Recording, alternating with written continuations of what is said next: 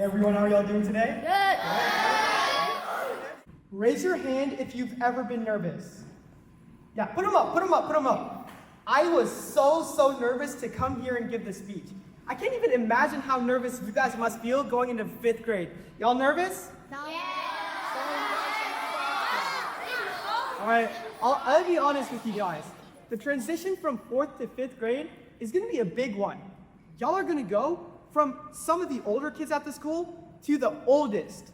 It's your responsibility to be role models and mentors for everyone else in the school. So today, I want to give you guys a couple actionable tips that you can use to make sure that the nerves you're feeling in anticipation for this transition cease to exist, and you guys are ready to rock the 5th grade.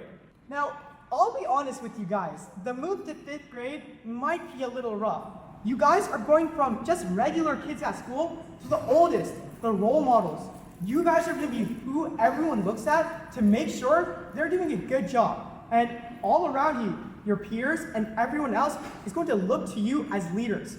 You're going to move on from just 4th graders to 5th graders, the big dogs of the elementary school. Are y'all ready for that?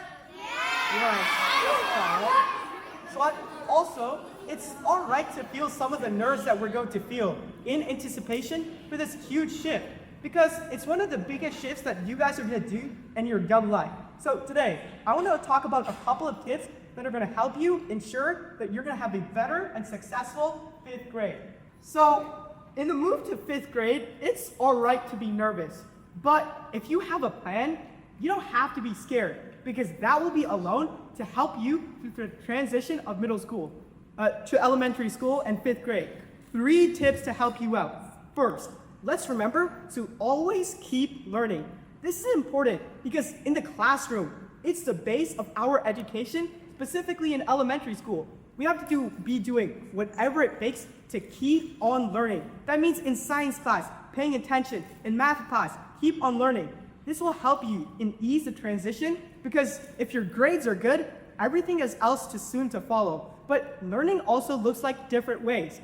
In class, you're going to be learning new expectations set by your teachers. The librarians, the lunch people are going to have new expectations that you have to learn about. The more curious you are, the more learning you do, all help you get ready for the transition and anticipation for that transition that you're going to face.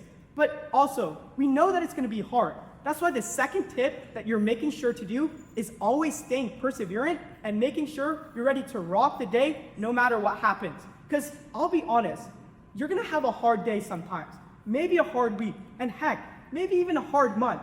But the important thing to do is make sure you keep on pushing forward. Because when kids that are younger than you are looking to you guys, they don't expect you to be perfect. They expect you to be resilient and bounce back and persevere no matter what happens. I'll give you guys an example. How many of y'all play baseball in here? 1, 2, 3, a couple of you guys. If you guys strike out in an inning, do you guys hang your head and not get excited for the rest of the game? No, right? You keep on pushing forward and making sure for the rest of the innings, you're doing the best job you possibly can. And in school, if you're not understanding something, you persevere and learn as much as you can to make sure you're doing the best. But perseverance is important. But the third and final thing you have to remember is being adaptable to change. Adaptability looks like making sure that even if a problem comes and arises, you're going through that and going forward. You're going to have to adapt a lot from the transition to 4th and 5th grade, because of course, you're dealing with new expectations and new teachers.